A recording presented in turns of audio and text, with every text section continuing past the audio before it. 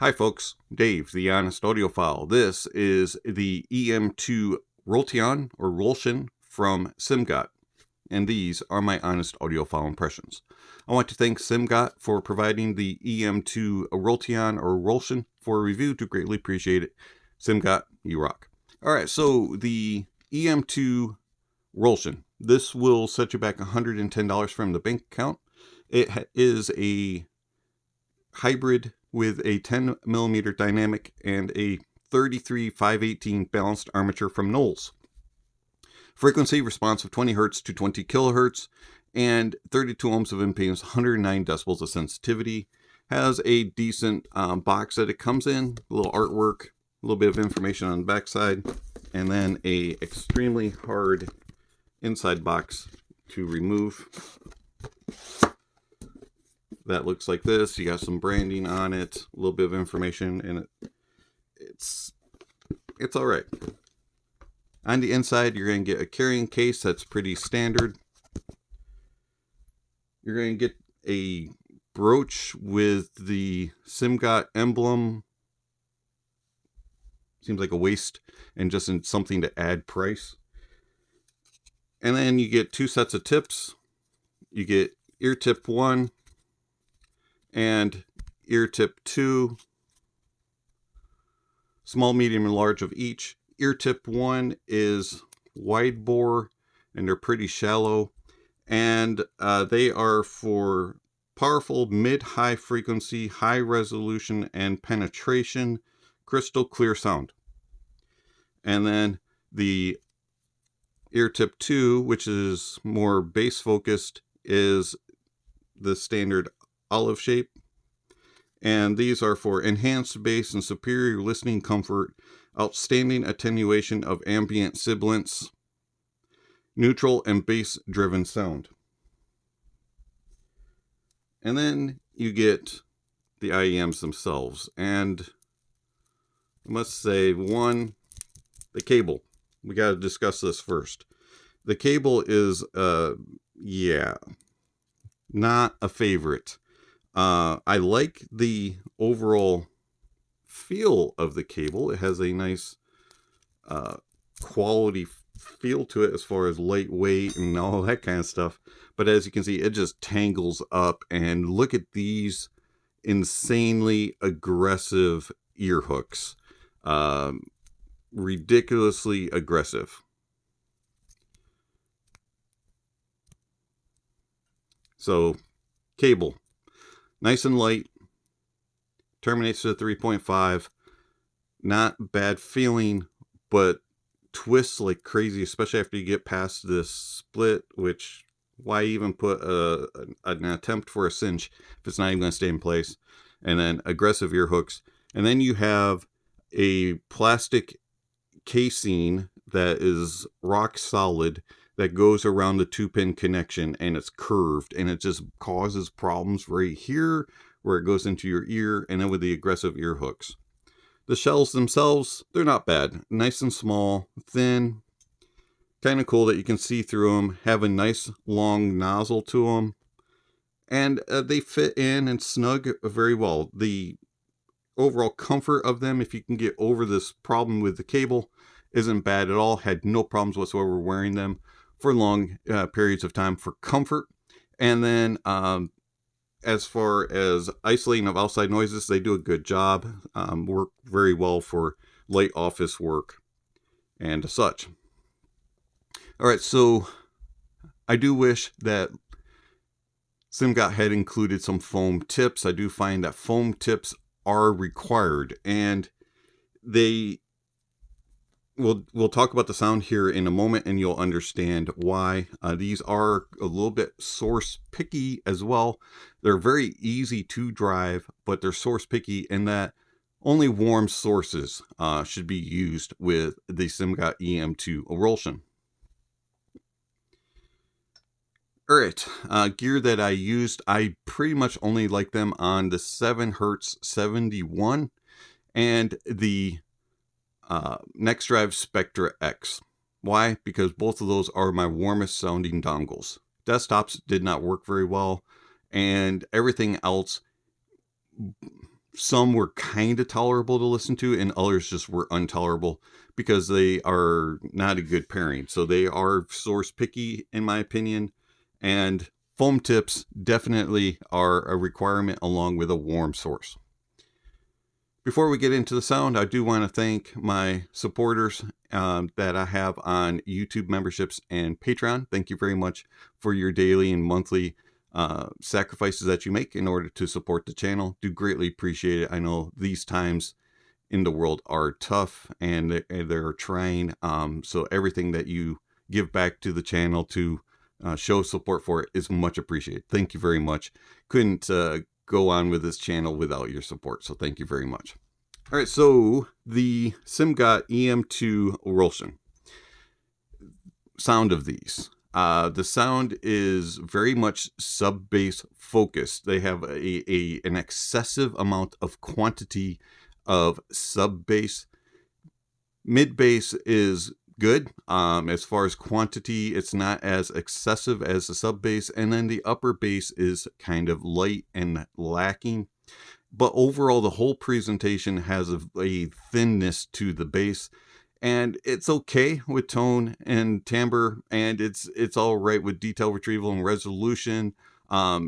But overall, it's just kind of a thin sounding bass that has just a ton of sub bass presence, and you're going to get a lot of rumble and grumble down below, but it's not going to have a whole lot of like body to it. It's just kind of like a lot of noise, and just it's okay on quality. I just wish it had more.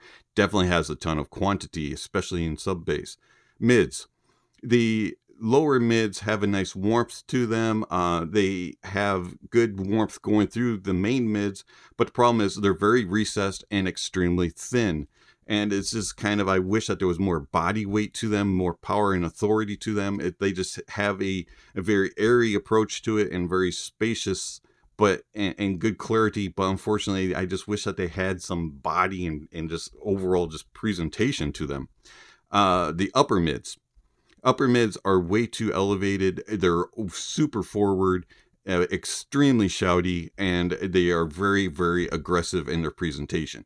It's just way too much upper mids, and it's just like it's in your face, and it's like somebody is right here talking at their loudest without any regard that, hello, you're right next to me, you don't need to talk that loud. Treble. Treble is the same way, especially in the lower treble. It's very aggressive, very forward, and way too elevated, and it becomes shouty, and it's just got a whole lot of sizzle, like a fajita that's coming to your table. It's just so hot and just it's just sizzling and crackling, and it's just too much. So overall, I find that the bass is fun, but I wish it had more body to it. And then the mids have a little bit of something going on in the bottom end. I just wish they weren't quite as recessed and buried by the sub bass and outshined by the upper mids and the treble. And then the upper mids and treble is just way too much. They have a lot of sparkle, way too much energy, and they are airy. They do have clarity in them, but it just doesn't play very well together. It's uncohesive and unnatural sounding. Soundstage width is good. The stage depth is just a little bit on the compressor. I wish I had a little bit more depth to things. And then layering is okay. It's not the greatest, but it does it decently. Imaging is all right. Things flow across the stage, and you can kind of pick and choose things. It's not the most precise and accurate, but it's kind of, it's in this neighborhood. It's more in this neighborhood type of staging. And then tone and timbre. Tone is okay. It's not like anything supernatural, but it's not super off-putting. It does have some metallicism to it. It does have a little tinniness to it, especially in the uppers, and it is tolerable. And then the detail retrieval. Detail retrieval of the EM2 Rs is just overzealous. You get every single little detail, no matter how small, no matter how large, you're getting it, and it's just too much. You don't need that much. And then Resolution is lackluster, especially for the price point. It's very smeared, it's very glary, it's very glassy, and it's a very fatiguing sounding IEM, and the resolution could be a whole lot better. There's just too much harshness. It has a rigidness to it when it comes to the resolution, and then it has a rabidness when it comes to the energy and sparkle, and it's just too much and not enough. And it's just, I'm sorry, the Simgot EM2Rs are not for me. How do they compare to the Dunu Titan S? The Dunu Titan S just absolutely destroys the EM2R in every capacity, and it's because it does detail retrieval and resolution better. Even though you get more details with the EM2R, it's proper, accurate, and natural on the Dunu Titan S, and the resolution is miles better, not near as harsh. And then tone and timbre is 100% better and more pleasing and natural and accurate. Bass is well controlled and has balance between the sub bass and the mid bass and upper bass. And the treble is well controlled. It's not as elevated. Soundstage is more accurate, has better depth and layering.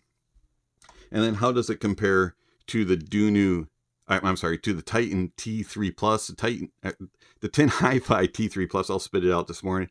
The T3 Plus, like the Dunu Titan S, absolutely roasts the EM2R. It is way better, more accurate and true in tone and timbre.